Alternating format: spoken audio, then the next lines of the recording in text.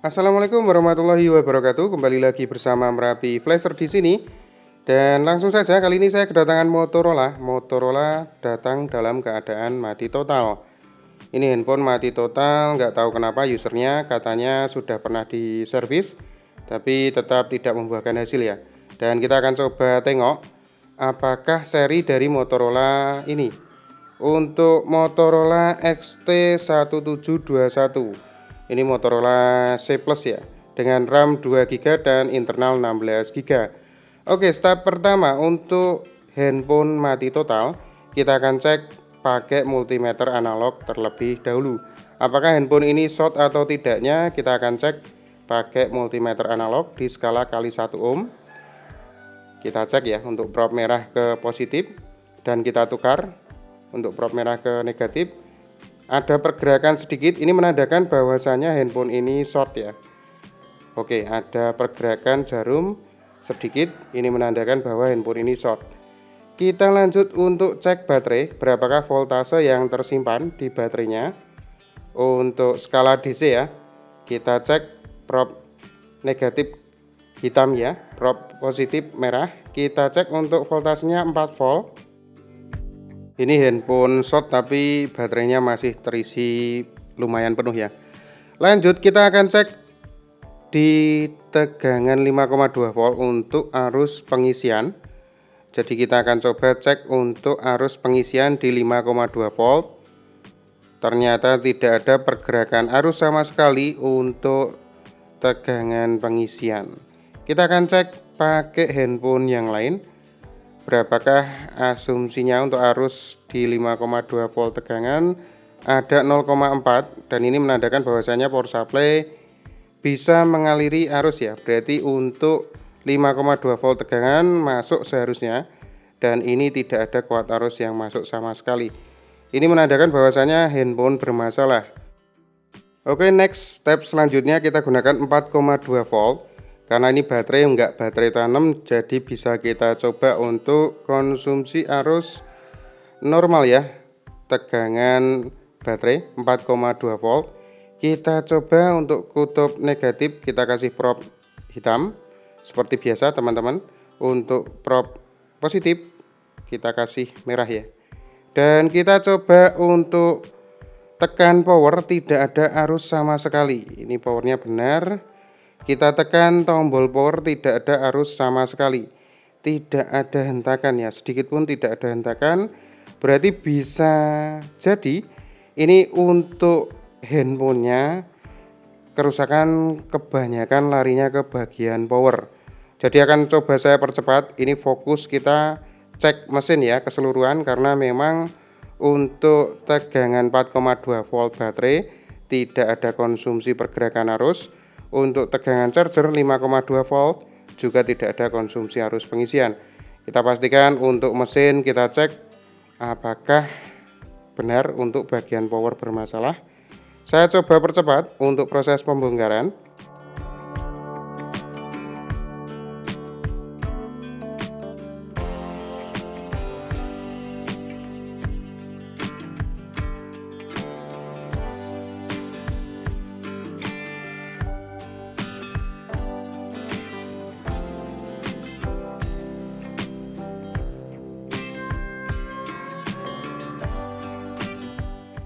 Dan langsung kita temui ada komponen yang terbakar ya. Ada komponen yang terbakar ini, kalau nggak salah dioda. Jadi kita akan coba bongkar semuanya dulu. Kenapa bisa diodanya terbakar seperti itu? Kita wajib untuk fokus di bagian power berarti ya. Kita bongkar semuanya, ada skrup 2 tersisa di bagian mesin kiri kanan. Setelah ini kita akan fokus di PCB, mainboard atau motherboard atau mesin itu sendiri untuk Motorola Moto C Plus ya. Oke, next kita coba fokuskan di daerah dioda ini. Untuk dioda di atas konektor baterai bisa hangus seperti itu, dan kita akan fokuskan di bagian yang lain yaitu IC powernya. Apakah handphone ini menggunakan chipset MediaTek ataukah Qualcomm? Ya, untuk MediaTek ya ini. Berarti untuk powernya Saya akan coba perjelas. MediaTek itu berarti kebanyakan depan menggunakan MT ya. Saya akan coba perjelas untuk IC powernya. MT berapa ini? MT 6328V ya. Untuk IC power MT 6328V. Ini berarti kebanyakan untuk IC power tipe-tipe MediaTek terbaru. Ya, kita akan cek di dioda atau buzzer. Dengan probe merah kita hubungkan ke ground dan probe hitam kita coba lakukan pengukuran di kapasitor dekat dengan IC power. Apakah memang benar ada short yang terdeteksi di bagian IC power? Kita lakukan pengukuran satu persatu ya di bagian komponen kapasitor dekat dengan IC power itu sendiri.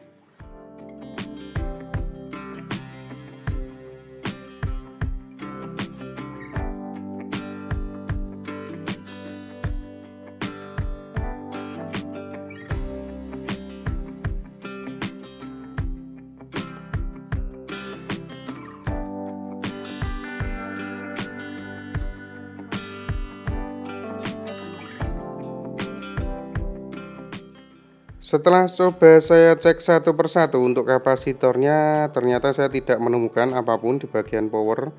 Jadi saya rasa saya akan mencoba untuk menggantikan IC power itu sendiri dan dioda yang terbakar ya. Karena saya tidak menemukan untuk komponen kapasitor yang bocor ataupun short. Jadi langkah pertama kita akan coba untuk gantikan dioda. Pastikan untuk anoda dan katodanya tidak tertukar. Kita akan gantikan dioda yang hangus terbakar ini. Dan setelahnya kita akan cek untuk IC powernya sekalian ya. Untuk perbaikan IC powernya sekalian dengan seri MT6328V ya. Banyak kita jumpai di IC power MediaTek tipe-tipe terbaru. Mungkin digunakan di J2 Prime atau MediaTek tipe yang lain. Kita coba angkat untuk dioda yang hangus ini karena tidak kita dapati ya untuk anoda dan katodanya. Jadi pastikan teman-teman memiliki kanibalan ya, memiliki kanibalan untuk dioda yang terbakar ini. Bisa teman-teman cari di kanibalan handphone apa ya, ada Advent atau Evercost. Untuk seri-seri MediaTek itu seringnya memang menggunakan dioda untuk proteksi di bagian VBAT ya. Oke, kita akan cek untuk jalur di bagian dioda. Apakah bermasalah atau tidaknya tidak saya dapati. Untuk jalur saya rasa aman. Jadi kemungkinan besar memang diodanya yang bermasalah. Jalur saya cek untuk masuk atau tidaknya di bagian dioda itu tidak ada masalah, jadi tidak short, dia ada hambatan dalam. Dan saya pastikan kerusakan di bagian IC power itu sendiri hingga bagian dioda terprotek ya. Saya rasa seperti itu. Oke, lanjut kita akan coba cari kanibalan untuk dioda dengan anoda di bagian mana belum tahu.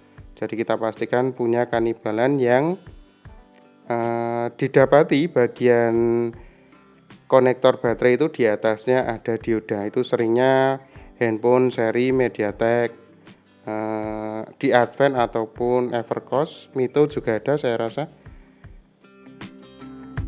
Oke, lanjut. Karena tidak ada jalur yang protect ataupun short atau bermasalah, jadi saya akan coba angkat sekalian untuk IC power MT6328V.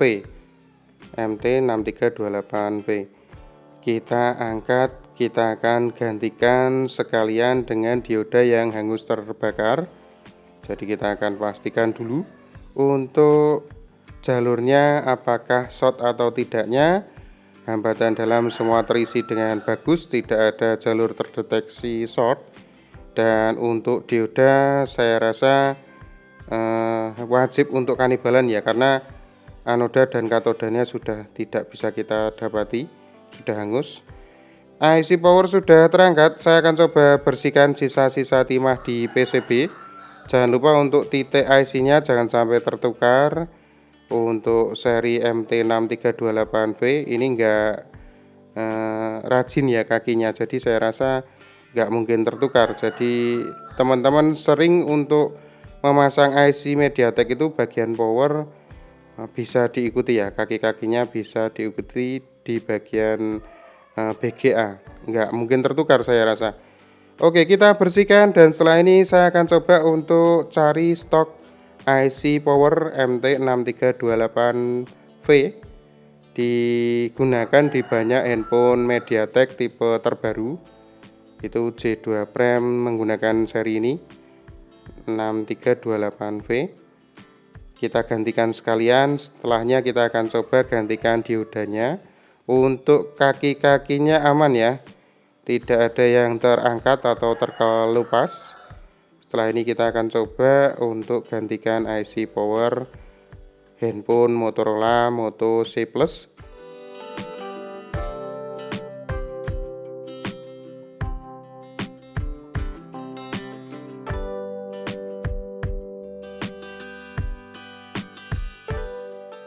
Stok spare part siap, kita akan coba gantikan. Untuk MT6328V sudah siap kita gantikan. Semoga tidak ada masalah ya untuk IC ini, karena sebagai catatan ya untuk teman-teman ketahui, seri IC ini 3-4 kali kerja ini saya belum dapati stok IC yang bagus. Jadi seringnya saya beli itu 5 itu bisa digunakan hanya 2. Jadi kalau bisa pakai kanibalan ya teman-teman. Oke, lanjut kita coba pasang. Sebelum saya pasang, kalau IC baru seperti ini biasanya saya lunakkan, jadi saya panasi dulu pakai blower ya. Untuk setelan angin dan panas tidak saya ubah, menggunakan blower quick 850 digital dengan angin di 4 dan heater di 340 derajat. Ini saya rasa untuk pemasangan jarang tertukar ya, karena kaki-kakinya mengikuti dari IC itu sendiri, ada bolong-bolongnya, bisa untuk kita pastikan untuk terlebih dahulu di manakah letak titiknya. Jadi saya rasa jarang tertukar untuk seri MT6328V ini. Oke, proses pemasangan saya akan coba percepat.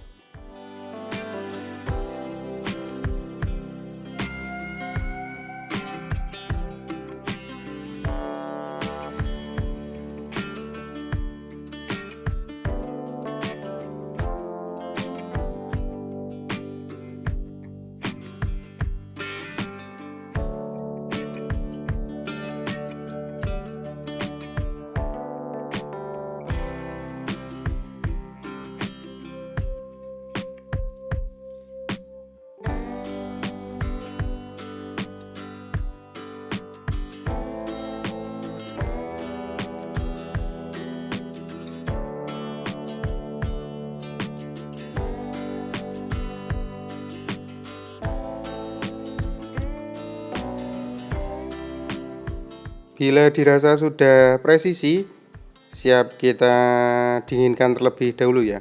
Kita dinginkan, kita bersihkan, dan setelah ini masih ada PR tersisa untuk penggantian dioda. Dioda di atas konektor baterai. Biasanya untuk dioda seri-seri pemasangan di bagian konektor baterai, entah itu handphone apapun, untuk diodanya belum tahu ya seri apa, itu kebanyakan berfungsi sebagai proteksi untuk voltase berlebih ya. Jadi dioda ini kemungkinan besar protek hingga hangus terbakar, dan saya rasa kalau sudah terbakar seperti itu, kebanyakan bagian IC power seringnya bermasalah. Oke, untuk pemasangan sudah selesai, pembersihan juga sudah selesai. Untuk IC power saya rasa sudah presisi, jadi kita siap untuk penggantian diodanya. Saya coba untuk cek terlebih dahulu ya, apakah pemasangannya short atau tidaknya, kita pastikan terlebih dahulu. Untuk prop merah kita hubungkan ke ground, prop hitam kita coba cek di bagian vibet, tidak ada pergerakan, kita tukar, harus 5-10 ohm ya, dan ini saya rasa sudah tidak ada short terdeteksi, aman, tinggal kita gantikan bagian dioda setelah ini.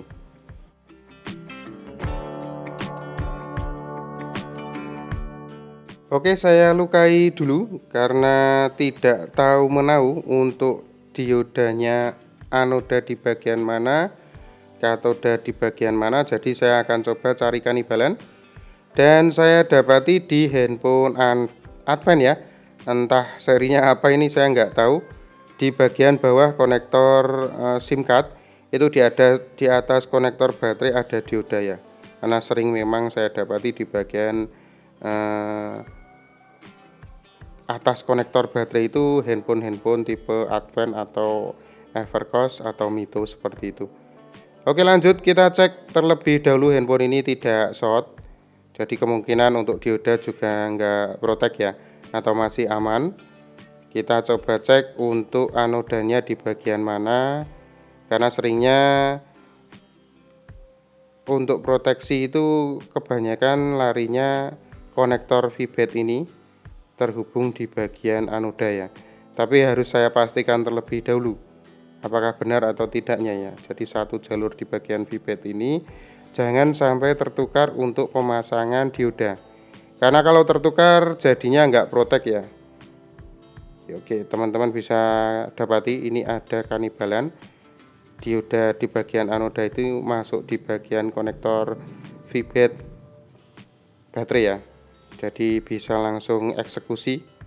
Pastikan untuk anoda masuk di bagian VBAT dan katoda masuk di bagian ground. Oke, lanjut untuk pemasangan. Saya rasa teman-teman sudah paham ya. Untuk pemasangan dioda jangan sampai tertukar bagian anoda dan katodanya. Ikuti dari kanibalan, kalau VBAT ya masuk di bagian VBAT, kalau ground berarti bisa dipastikan masuk di bagian ground ya, katodanya. Seperti itu. Oke, lanjut untuk proses kanibalan, kita akan coba pasangkan.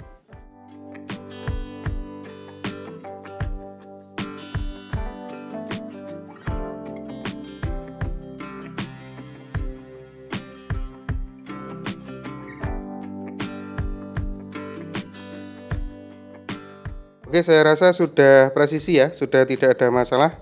Lanjut kita bersihkan, kita dinginkan, dan coba kita rakit ulang. Jadi pastikan untuk pemasangan dioda sebagai catatan, kalau ada strip-strip seperti itu lari di bagian mana harus diikuti ya. Saya nggak mengukur bagian anoda dan katoda, tapi seringnya kalau strip-strip seperti itu saya sebut untuk anoda seperti itu. Kalau salah ya semoga teman-teman memahami bagian manakah yang wajib dipasang, jangan sampai tertukar ya, entah anoda atau katoda. Kalau stripnya menuju VBAT ya kita pasang seperti itu untuk kanibalan. Oke, lanjut untuk pengecekan multimeter analog di skala kali 1 ohm. Kita tukar propnya harus bergerak ataukah tidaknya teman-teman mungkin sudah paham untuk eksekusi bagian short atau tidak di mesin. Dan ini saya pastikan untuk pemasangan power dan dioda handphone tidak ada masalah, tidak ada short terdeteksi. Sekarang kita akan coba rakit ulang kembali apakah sudah ada pergerakan arus setelah penggantian kedua komponen tersebut ya. Oke, lanjut. Setelah ini kita akan cek pakai power supply. Oke, langkah selanjutnya kita akan coba cek pakai power supply untuk tegangan baterai 4,2 volt. Prop merah kita hubungkan ke VBAT, prop hitam ke negatif ground. Jangan sampai tertukar atau nanti proteksi dioda akan hangus lagi ya. Seperti teman-teman ketahui ini aman, berarti untuk pemasangan dioda tidak ada masalah. Lanjut kita akan coba hidupkan apakah ada pergerakan arus. Ada ya. Ini menandakan bahwasanya untuk IC power bekerja, tapi jangan salah, saya lepaskan tombol power dia juga ikut turun, belum berarti ini sudah bisa dinyatakan hidup ya. Kita lanjut pakai baterai, apakah ada pergerakan di bagian charger.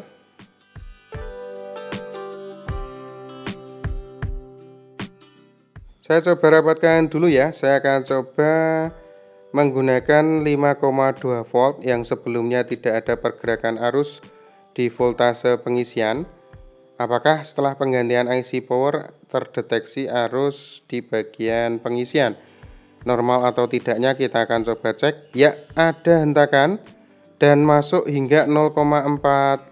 Mantap. Ini menandakan bahwasanya handphone sudah hidup ya. Ini saya rasa sudah hidup hingga 0,9, bahkan bisa 1 ampere ini nanti kalau sudah dalam posisi normal.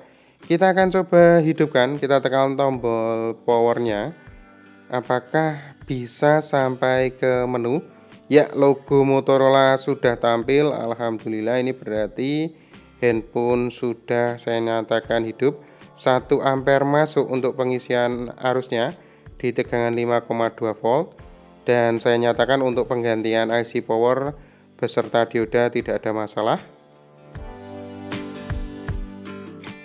Oke, sudah hidup, tapi tidak bisa saya respon ya, karena untuk touchscreen-nya belum saya coba pasang. Jadi saya pastikan handphone sudah hidup terlebih dahulu. Aman, ini mantap ya, sudah ada arus pengisian masuk tanpa baterai. Menggunakan power supply tadi tidak bisa nyala ya. Mungkin untuk BSI-nya digunakan di konektor tengah, bagian konektor baterai digunakan. Jadi menggunakan power supply tidak bisa, tapi menggunakan baterai aman ya. Ini menandakan bahwasanya memang handphone ini membutuhkan baterai untuk proses booting normal. Ini kanibalan dari handphone Advance, belum tahu serinya. Ini banyak dijumpai. Kalau teman-teman nggak ada Advance atau tipe lain, itu pastikan dioda proteksinya di bagian atas konektor baterai, bisa kita kanibal ya. Dan untuk IC power MT6328V itu banyak kita jumpai di handphone seri chipset MediaTek. Semoga tutorial kali ini bermanfaat. Akhir kata dari kami, wassalamualaikum warahmatullahi wabarakatuh.